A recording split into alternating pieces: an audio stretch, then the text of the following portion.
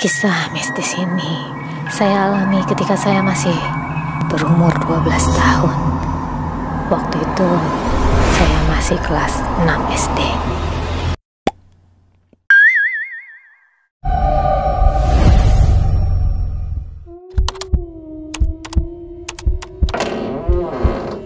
Setelah penampakan sebentuk pocong tanpa wajah yang saya alami, tibalah akhirnya waktu itu liburan panjang selepas ujian dan terima rapor kenaikan kelas. Teror pocong yang dialami oleh warga di sekitar lingkungan rumah saya terdengar mungkin agak janggal, tapi untuk anak kecil seumuran saya tidak begitu mendengar kisah yang persisnya. Karena saya tidak dibenarkan ikut menguping pembicaraan orang dewasa. Ketika mereka berbicara, kami jarang ada di dekat mereka.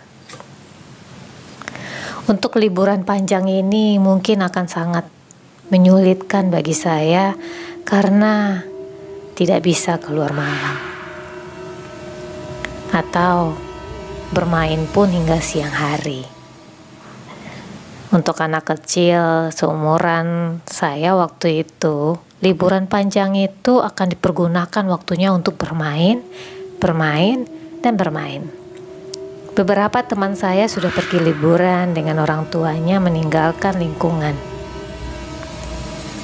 Sementara saya masih di rumah.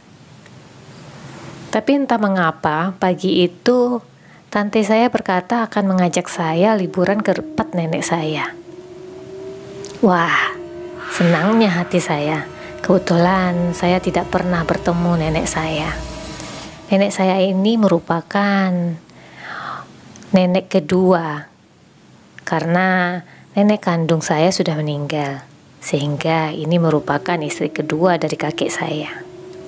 Saya bertanya dengan girang kepada tante saya, kemana kotanya kita akan pergi tante? Tante saya menjawab, kita akan pergi ke Pulau Jawa. Wah, saya senang sekali. Benarkah ke Pulau Jawa tante? Tante saya tertawa. Bukan ke Pulau Jawa, masih di Pulau Sumatera. Tapi nanti kita naik bus.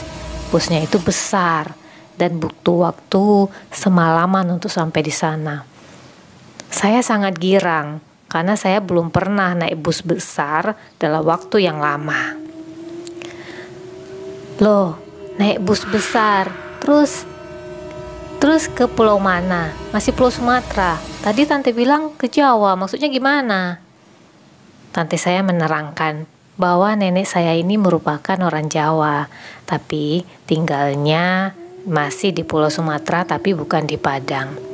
Tibalah waktu itu akhirnya saya naik bus dengan tante saya menuju rumah nenek saya.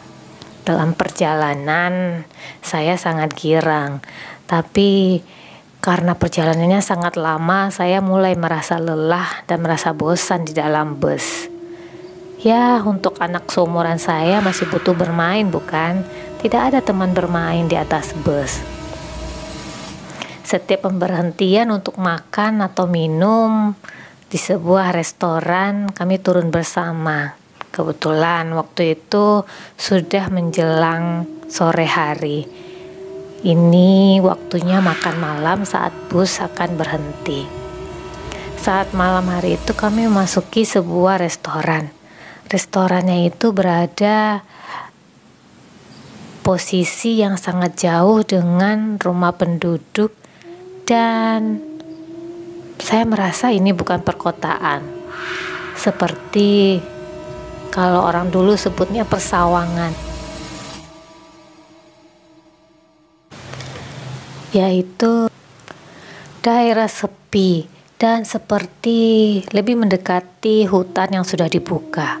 Hanya berdiri sebuah restoran yang lumayan agak besar karena cuma ada satu bus kami yang berhenti di sana dan satu unit kendaraan motor.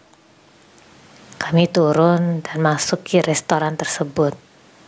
Terasa agak sepi dan lampunya juga terang benderang. Makanan yang tersedia di sana bukan lagi nasi, tapi sejenis goreng-gorengan, dan kalau ingin pesan mungkin pesan kayak makanan mie instan. Saya menolak untuk makan.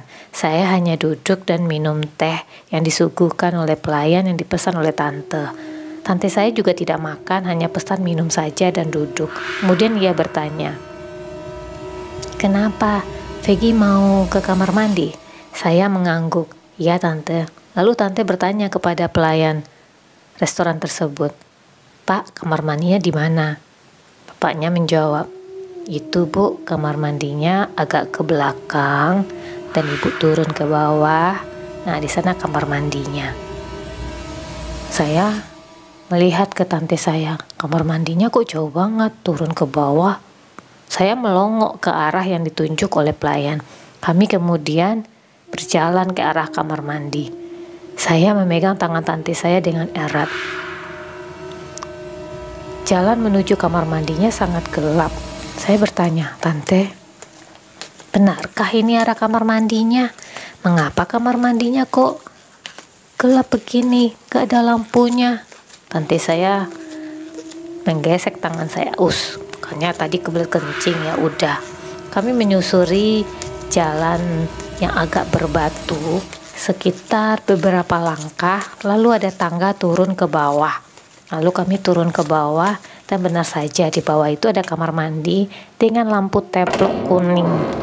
Airnya dialiri dari air pegunungan, jadi seperti dipasang kayak bambu yang mengalirkan airnya. "Udah cepat sana buru-buru," kata tante. "Tante jangan kemana-mana, tungguin." Iya ditungguin. Aku akhirnya menyelesaikan buang air kecil. Tante kemudian membasuh wajahnya. Dan kemudian kami naik ke atas lagi. Tapi sebelum naik, saya bertanya kepada tante, "Tante apa tidak mau buang air besar?" "Tidak," kata tante. Ya udah, akhirnya kami menaiki tangga. Ketika sampai di tangga atas, kami berdua seperti mendengar sebuah desahan. Kami berdua bertatapan dan mengernyitkan dahi, lalu menengok ke bawah. Dan benar saja, di pintu kamar mandi itu berdiri sesosok bayangan hitam besar menutupi lampu teplok kecil bohlam kuning yang ada di langit-langit kamar mandi kecil itu. Kami berdua terkaget, lalu buru-buru berjalan dan masuk ke dalam restoran, lalu duduk lagi. Saya dan tante tidak berkata apa-apa. Dan air teh panas itu kami rasa juga sudah dingin. Saya dan tante tidak meminum air itu. Restoran terasa agak hening. Saya bertanya, "Mana yang lain tante?" "Mungkin sudah di mobil." "Ya udah, yuk kita naik." Akhirnya kami berdua membayar tagihan bil tersebut ke restorannya. Saat membayar bil, ada lagi keanehan yang saya rasa. Kenapa pemilik warungnya atau kasirnya itu bersikap sangat dingin sekali? Saya dan tante merasa mungkin karena cuaca sangat dingin. Ya udah, akhirnya kami naik ke atas bus.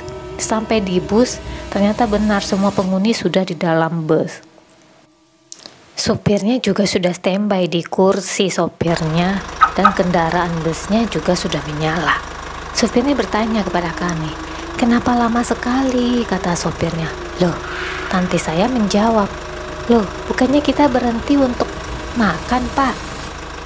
Sopirnya melongo, "Loh, bukan makan Bu, ini kan cuma toilet umum dan kita hanya berhenti untuk sebentar saja untuk buang air jika ada yang mau buang air." "Loh, itu bukannya restoran Pak?" kata tante saya tanpa menengok atau melihat ke arah restoran. Supirnya itu melirik ke arah jendela kanannya, posisi ke arah restoran, lalu menengok lagi ke arah tante. "Bu, masa tempat kecil begitu Ibu sebut restoran? Itu cuma Toilet saja Bu, dekat sana itu. Tante saya melihat ke arah jendela kanan tempat Pak supir melihat posisi restoran itu. Saya juga melirik ke sana. Kami berdua kaget. Memang tidak ada restoran, cuman ada seperti kayak penjaga kecil gitu, ruangan kecil, dan ada tulisan toilet dan panah ke bawah. Tante saya berkata kepada supirnya, "Oh, baiklah Pak." Lalu kami duduk dan bus langsung meluncur. Saya bertanya kepada Tante, "Tante, tadi itu bukannya kita duduk ya pesan teh?" Tante saya menjawab, "Iya, tapi untung kita nggak minum. Pada saat diantar tehnya panas banget," kataku ke arah Tante. "Iya, asapnya masih ngebul." Loh, tapi pada saat kita kembali dari kamar mandi, gelasnya dingin banget seperti sedingin es, kataku kepada Tante. Tante juga mengangguk. "Iya." Terus dari kamar mandi, Tante lihat juga nggak apa yang aku lihat? Tante menjawab lagi, "Iya, lampunya tertutup oleh bayangan." "Apa itu Tante?" Tante tidak menjawab, dia hanya berkata, "Ya udah, itu mungkin ada burung yang kali menutupi lampunya sehingga seperti bayangan." Aku tidak percaya yang dikatakan oleh Tante. Aku hanya mengkerut, hanya diam saja. Semoga tidak beberapa lama lagi kami sampai di rumah nenek. Hanya itu harapanku. Karena aku mulai merasa tidak nyaman ada di bus ini. Terlalu lama, dan mengapa kita diturunkan di lokasi yang aneh sekali. Mungkin seperti yang disebut orang-orang, itulah namanya Pesawangan kalau kami menyebutnya. Dan memang Pesawangan itu bukan tempat yang aman sebenarnya. Cuma karena sopir juga butuh istirahat, buang air, atau penumpang yang ada pengen buang air, makanya sopir mengambil keputusan untuk berhenti di sana. Akhirnya tidak beberapa lama kami sampai di kota nenekku dan kakekku.